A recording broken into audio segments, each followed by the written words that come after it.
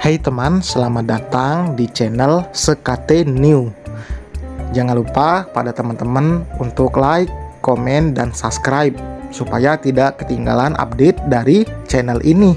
Mimin ucapkan terima kasih. Selamat menyaksikan. Dewangga mengaktifkan ponselnya. Entah kenapa dia merasa khawatir dengan Zahra sekarang.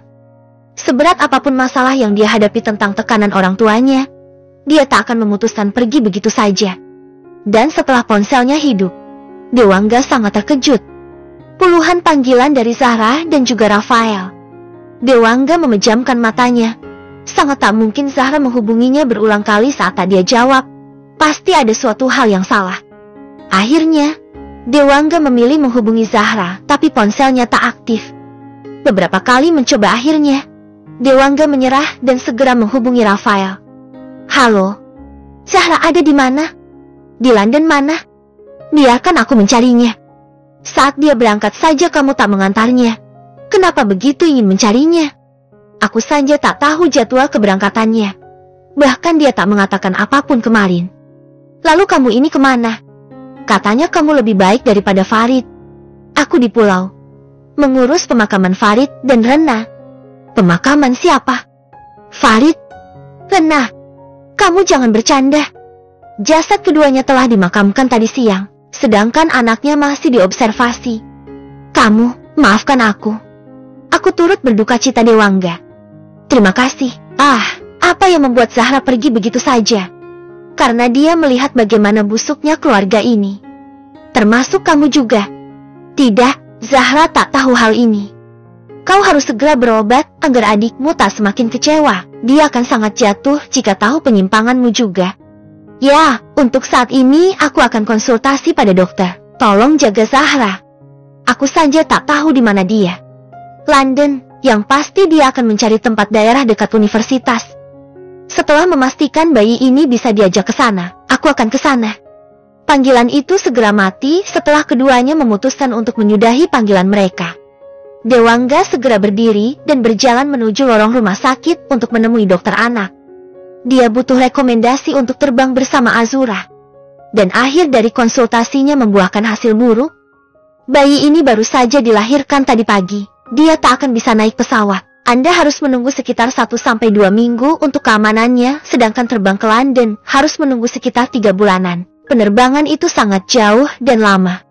Dewangga menghela nafas. Dia tak akan bisa membawa Azura mencari Zahra. Dia harus menunggu Azura bisa diajak untuk naik pesawat karena dia akan pergi lama. Bagaimanapun Azura adalah tanggung jawabnya, doa tak bisa meninggalkan anak ini. Bahkan dia akan tinggal lebih lama di pulau karena Azura belum bisa diajak ke kota. Dewangga memejamkan matanya sebentar lalu pergi berlalu. Tujuan utamanya adalah pergi ke ruang bayi untuk mengambil anak itu. Setelah mengurus beberapa hal akhirnya Azura berada di gendongannya. Walau sedikit kaku dalam menggendong tapi Dewangga bisa melakukannya. Bahkan dia juga mencium pipi gembul sang bayi. Dewangga membawa keluar bayi itu diikuti oleh beberapa orang pengawal dan asisten pribadinya. Tujuannya adalah hotel tempatnya menginap. Dia enggan pergi ke rumah Farid.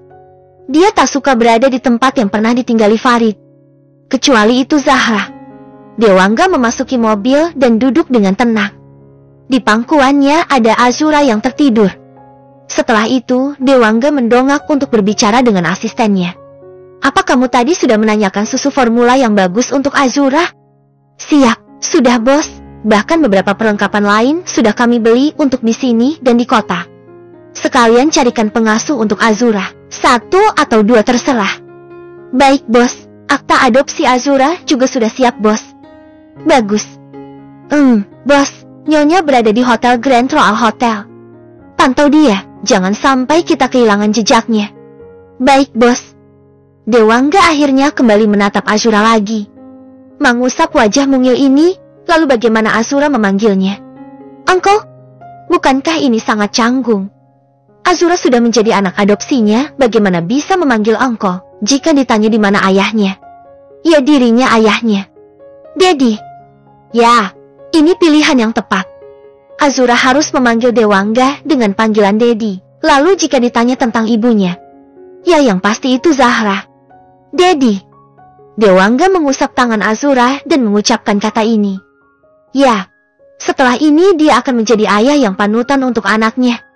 Sedangkan di London, Zahra terbangun saat sore malam hari.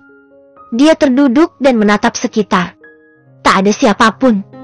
Dia teringat dengan Dewangga sekarang. Bagaimana lelaki itu sekarang? Apa dia mencarinya? Tapi apa Rafael akan memberitahu Dewangga tentang keberadaannya? Zahra duduk dan mencari rongsokan ponselnya, dan benar saja ponsel lama ini sudah menjadi berkeping-keping. Mungkin ini tak akan bisa dikembalikan pada bentuk awal. Lebih baik beli yang baru, tapi semua datanya akan hilang. Ya ampun, aku terlalu emosi sampai membuat ponselku hancur.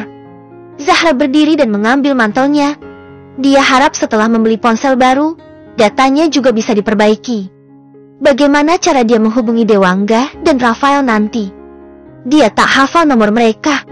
Mungkin untuk Rafael dia memiliki akses sosial media. Tapi Dewangga, dia tak tahu apa media sosial yang Dewangga pakai. Apa aku tanyakan saja pada Kak Rafael ya? Zahra menghela nafas. Setelah emosinya mereka dia baru sadar kalau dia berjalan sejauh ini, tanpa memperdulikan apapun. Zahra berjalan keluar dengan tenang walau pikirannya begitu kacau. Zahra pergi ke sebuah toko ponsel besar dan membeli ponsel terbaru. Setelah 2 tahun, akhirnya Zahra beli ponsel baru. Apa aku bisa membackup data ponsel ini? Tidak. Zahra menghela nafas. Ya, jawaban petugas toko ini sudah membuat harapannya hilang. Setelah mengaktifkan ponselnya, Zahra akhirnya pergi keluar untuk makan. Dia memilih sebuah restoran pinggir jalan dan memesan beberapa menu yang cukup familiar untuknya. Zahra membuka media sosialnya dan tentu mencari nama Dewangga Al-Fahrezi. Dan setelah beberapa kali melihat beberapa akun, akhirnya dia bertemu dengan akun Dewangga. Dewangga LFRZ. Zahra segera menekan akun itu dan seketika muncul beberapa postingan Dewangga beberapa bulan ini, sebagian besar untuk bisnisnya.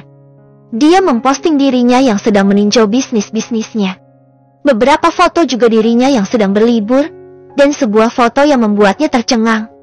Foto yang diambil diam-diam tanpa memperlihatkan wajah Zahra, tapi dia tahu ini dirinya, karena gaun ini adalah gaun miliknya yang dibelikan oleh Dewangga. Foto tampak belakang yang memperlihatkan indahnya kota dari apartemennya. Zahra melihat caption yang dipakai Dewangga dan cukup membuatnya semakin tersenyum. Malam-malam akan semakin indah jika bersama wanita ini. Zahra membungkam mulutnya. Dia begitu senang bisa merasakan ini dari Dewangga. Tapi tiba-tiba Zahra terkejut dengan postingan yang baru saja dibuat oleh Dewangga. Foto yang tak terduga. Foto seorang bayi mungil yang wajahnya masih disensor. Nampak bayi ini berjenis kelamin perempuan. Azura Al-Fahrezi. Langit biru dari keluarga Al-Fahrezi. Ini anak saya yang saya tunggu. Cantik. Zahra meletakkan ponselnya begitu saja. Dia akhirnya seperti menyerah, seakan sulit untuk menekan apapun lagi sekarang. Ini anak siapa? Anak Farid? Karena perkiraan kelahirannya memang beberapa waktu ini. Tapi dia memiliki marga yang berbeda. Toh kenapa anak Farid harus dengan Dewangga? Apa ini memang anak Dewangga? Tapi kenapa dia tak tahu? Zahra bimbang akan keputusannya tentang menghubungi Dewangga. Apa dia harus bertanya pada Rafael saja? Ya, dia harus bertanya. Dia akan menyesal jika tak menanyakan hal ini. Dia tak ingin kehilangan Dewangga hanya karena sebuah foto yang tak tahu kepastiannya. Zahra menghela nafas, akhirnya dia memutuskan untuk menghubungi kakaknya lewat sosial media. Zahra tak perlu mencari ID milik kakaknya, karena memang sudah sering mengirim pesan lewat media sosial, walaupun hanya untuk share video atau gambar lucu di sana. Zahra tentu hanya memanggil nama sang kakak, dan lelaki itu dengan cepat membalas pesan dari Zahra. Zahra, Kak. Rafael, kamu kemana saja? Kenapa ponselmu tak aktif? Kenapa menghubungiku lewat media sosial? Zahra, ponselku hancur, jadi beli ponsel baru. Rafael, kamu ceroboh banget sih, cepat pulang, ada kabar tak mengenakan. Zahra, kabar apa? Rafael, Farid dan Rena meninggal dunia, dan meninggalkan anak mereka dengan Dewangga. Zahra, jangan bercanda. Kamu ini loh beberapa bulan lalu saat pergi dari rumah mereka semua sehat. Rafael, Dan rupanya Farid menyembunyikan penyakitnya dari kamu dan membuat drama sendiri agar kamu tak sedih. Zahra, itu gak mungkin. Farid tipe orang yang akan langsung mengeluh jika sakit sedikit saja. Rafael, dan buktinya, dia memang melakukan itu untuk Muzah. Apa kamu lupa kalau dia lelaki yang menjadi suamimu? Atau hanya ingat kalau kamu ini berhubungan dengan Dewangga saja?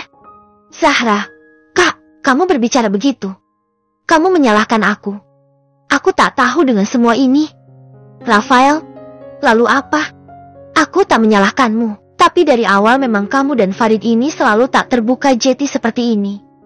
Zahra, lalu aku harus bagaimana? Kakak ini memang menyalahkan aku. Aku tak tahu akan menjadi seperti ini.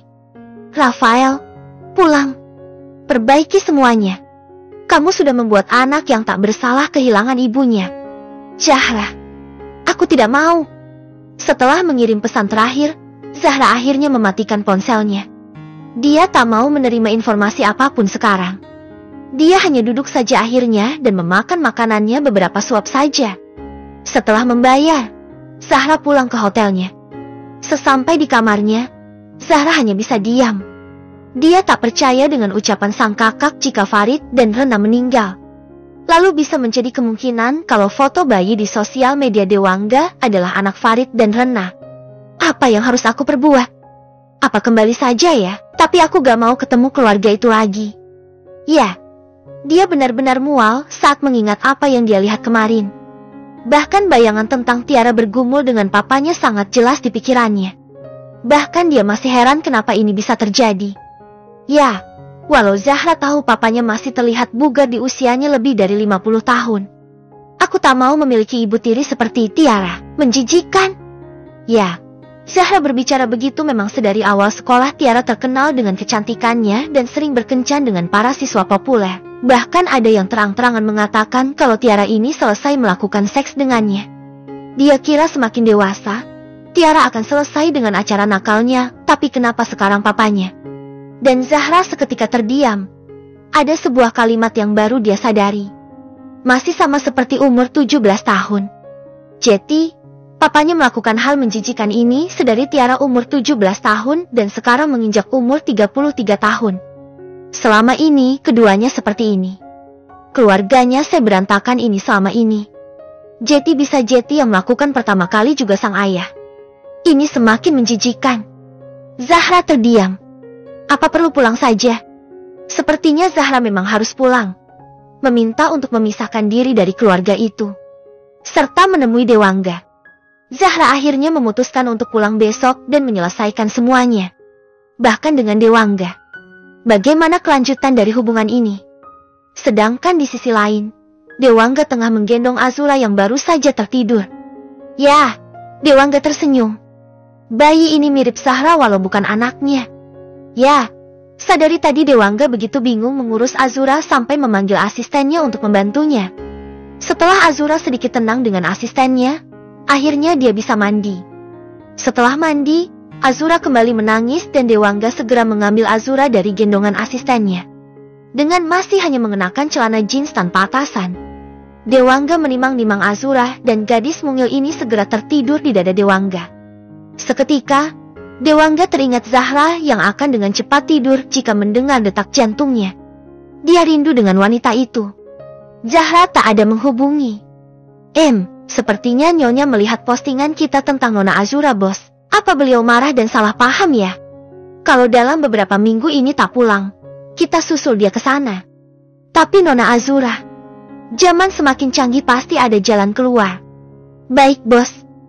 Dewangga menatap Azura dan memikirkan bagaimana masa depan anak ini. Dewangga menghela nafas dan meletakkan Azura yang tertidur di ranjang kamarnya. Dewangga memang menginginkan tidur satu ranjang dengan Azura, walaupun semua orang merekomendasikan box bayi. Kamu kembali ke kamarmu saja, aku akan tidur dengan Azura. Baik, bos. Asisten Dewangga segera pergi dari sana dan membicarakan Azura serta Dewangga tidur. Hari ini pasti hari yang paling melelahkan di hidup Dewangga. Kehilangan adik yang begitu dia sayang, dan meninggalkan bayi yang baru lahir. Pasti Dewangga sedikit terkejut, dan bingung. Dia tak pernah mau menyentuh bayi, dan tiba-tiba harus menjadi ayah tunggal. Sangat melelahkan pasti. Sedangkan Dewangga tak tidur. Dia memilih untuk membuka ponselnya dan melihat tak ada satupun pesan dari Zahra. Apa dia mau menghilangkan jejak? Tapi itu sangat mustahil bagi Dewangga. Kemanapun Zahra pergi, Dewangga pastikan akan mencarinya. Sampai akhirnya dia membuka media sosial dan tanpa sengaja profil milik Zahra muncul di sana. Tentu Dewangga segera membuka akun milik Zahra. Dewangga tersenyum. Banyak foto yang dia posting dari hasil jalan-jalan mereka. Bahkan beberapa ada bayangan dirinya. Dia begitu senang. Wanita ini memiliki banyak pengikut dan mereka semua rata-rata banyak yang mempertanyakan tak ada foto dengan Farid hanya bayangan atau sendirian. Dan Zahra selalu mengatakan yang sama. Doakan ya nanti kalau Mas Farid pulang sempat foto. Terlalu sibuk kangen-kangenan. Dewangga terdiam. Dia menutupi bagaimana hancurnya keluarga kecilnya dengan berkata penenang. Padahal bagaimanapun alasan Farid selingkuh dan menghasilkan anak tetap saja salah di mata banyak orang. Zahra, wanita yang akan menerima banyak hujatan dari semua hal ini, bahkan dengan hubunganku dengan Zahra. Ya dia sadar sekarang. Bagaimana jadinya kalau mereka mempublikasikan hubungannya dalam beberapa waktu ini? Pasti sulit untuk Zahra. Dewangga menghela nafas. Dia juga ingat bagaimana berantakannya keluarga besar Zahra. Jadi membiarkan Zahra menepi dari semua ini mungkin adalah hal yang baik untuk saat ini. Pasti banyak tekanan yang Zahra terima dari semua kalangan. Mungkin kakaknya juga memberi tekanan pada Zahra. Luka-luka yang diberikan banyak orang membuatnya menjadi sekuat ini. Sayang, biarkan jarak ini akan membawa kita menuju bahagia yang benar-benar bahagia. Semoga sakitmu akan segera tersembuhkan.